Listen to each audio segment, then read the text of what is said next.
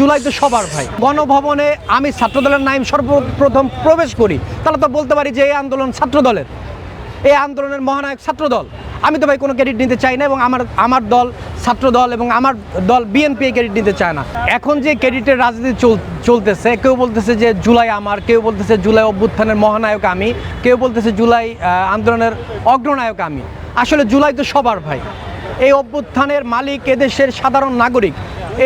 এই অভ্যুত্থানের মালিক আপনার দিনমজুর, শ্রমিক থেকে শুরু করে সবাই। তো এখানে আন্দোলনের শুরু থেকে শেষ পর্যন্ত আমি ছিলাম, এবং গণভবনে আমি ছাত্রদলের নাম সর্বপ্রথম প্রবেশ করি, তাহলে তো বলতে পারি যে এই আন্দোলন ছাত্রদলের, এই আন্দোলনের মহানায়ক ছাত্রদল।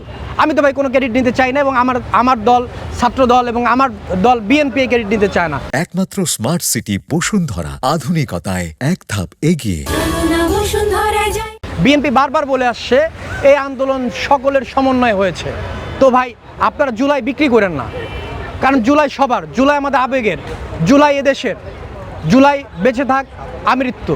জুলাই নিয়ে আপনাদের স্বৈরাচারী মনোভাব আপনারা পরিত্যাগ করুন।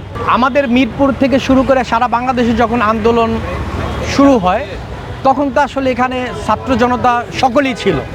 যেমন আমার ফ্যামিলি, আমরা 3 ভাই ছিলাম। আমার আপন ছোট ভাই জগন্নাথ বিশ্ববিদ্যালয়ের ছাত্র দলের যুগ্ম আহ্বায়ক। তো আমি ছিলাম, আমার ছোট ভাই ছিল, আমরা 3 ভাই ছিলাম। আমরা 3 ভাই তো ছাত্র দলের।